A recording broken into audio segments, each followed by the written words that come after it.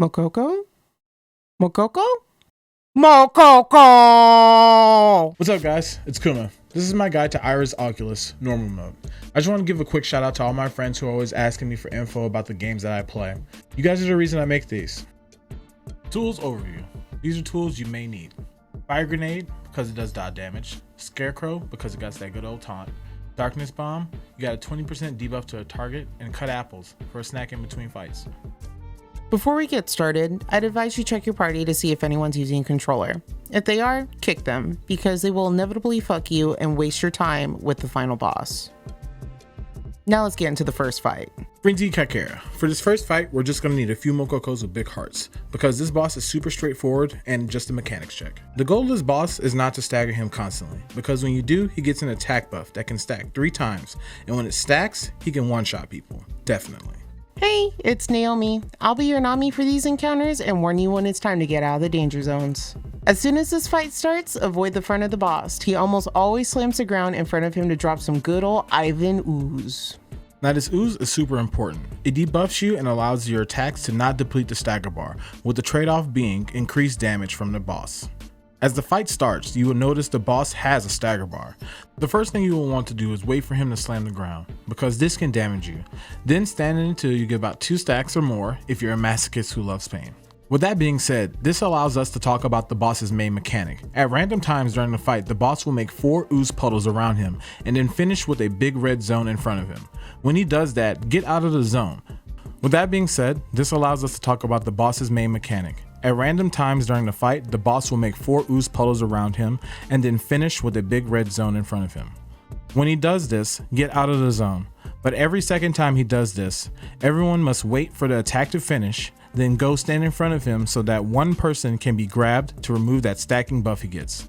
Now, this is highly important because whenever your Mokoko friend is grabbed, you will need to break the mini stagger bar under the boss to free them. If you have the debuff, take note.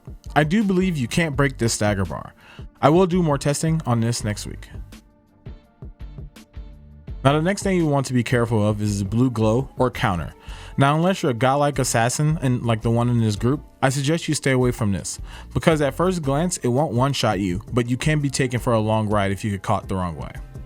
Warning, Scream Zone. Warning, raging like Asmongold talking about trash. When this boss screams, it's time to get the fuck out, because he's going to swing his arms around like crazy. This mechanic is designed to one-shot you even if your eye level is above the recommended. You have about 1.5 seconds to move before the scream goes off. He's going to repeat these moves randomly throughout the entire encounter, so just be ready for anything. And that's it for this boss. On to the next boss, SETO. This boss is a true blitz, and the kit he has in his arsenal is for sure to give your group a run for their money if it's not full of world-class athletes like NMP. Now this boss has 3 different phases he goes through, with the last one being the same as the first, just with extra abilities from the second phase, and he can cast any of these abilities at random after the second phase, and I'll repeat that, at random. That being said, this boss has one major mechanic that has to be managed, and that's dots always need to be up on him, and if they aren't, he begins to heal for around 44k a second. That may not seem like a lot, but if 2 people are down, this can start to affect the fight. First things first, this boss does one mechanic during this phase that isn't deadly, but it's a tricky one. If you dodge his tricone shaped bar in front of him, be prepared to dodge to the side of him and not the front, because whenever they finish, they let off love rockets that can crush you if you get caught off guard.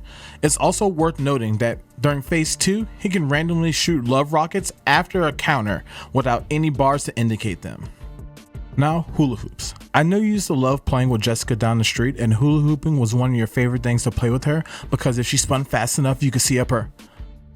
That aside, these hula hoops are crushing. They come out from in front of him and then do a 360 around him, so be careful whenever they come out.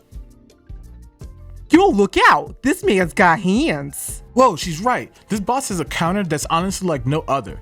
The window is super small, and if you miss it, you can bet you'll be chugging a health pot after getting bodied and sent home crying to your mama. No, I'm serious. Try not to counter this. I've never seen it done. Not that I'm saying that it can be done, I'm just saying that if you're a Mokoko, this isn't for you.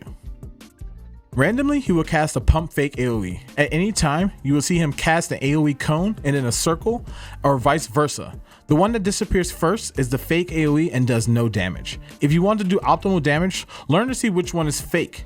If you're a Mokoko, just get out of this, because it will leave you in a long stun. Phase 2 starts at 16 bars. Once this starts, new moves are introduced. SETO will do a giant leg sweep that will take up a decent portion of the room. Now just get to the other side of him to avoid this.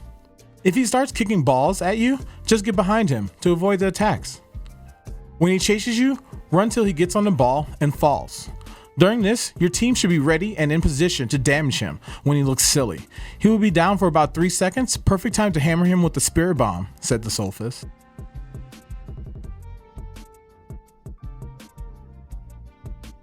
Now these fists, they're not for love making. So make sure to dodge them whenever you see them coming, or you will probably die. Doki Doki Wrap can happen during bondage or any time during or after phase 2. SETO will bind all the players with his love until he's decided to let them go. During this time, I like to mash my spacebar and dodge to any empty slot that doesn't have a player there. Around bars 11 to 10, he'll start getting on his giant clown ball in the middle of the room and spawn balls in the north, south, east, and west, correlating to people 1, 2, 3, and 4. During this, you will need to destroy all the balls you see. If enough balls aren't destroyed, he will do an insta-kill. Prioritize balls with fake evil clowns on top of them. These clowns do a debuff that increase resource cost, so take them out quick. At 6 bars, phase 3 will begin. SETO will randomly freeze everyone but one Mokoko. It's that Mokoko's job to stagger break the other 3 Mokokos out, and shortly after they free the others, that Mokoko will be frozen, and then a damage check will come up underneath him, and those 3 Mokokos will have to break him out. Phase 3 looks just like phase 1. It's literally SETO doing all his moves from phase 1 and phase 2. Wait! Before you go in, he does an AoE damaging knockback. And lastly, I honestly love this next mechanic. SETO does a keyboard check on every Mokoko in the room, and the objective is to complete it before you get hit with a small damaging AoE. After that, run away, because SETO is going to do another big AoE from himself and then proceed to look silly. You guys will get another great chance to do big damage here. From here on out, he's going to continue using moves from phase 2. Other than that, this boss goes down super easily once everyone understands his layout. This dungeon was super sick, and I can't wait for the next one. Thank you for watching, and expect more. And if you want, check me out on Twitch. I stream daily. Twitch.tv, Baked Kuma.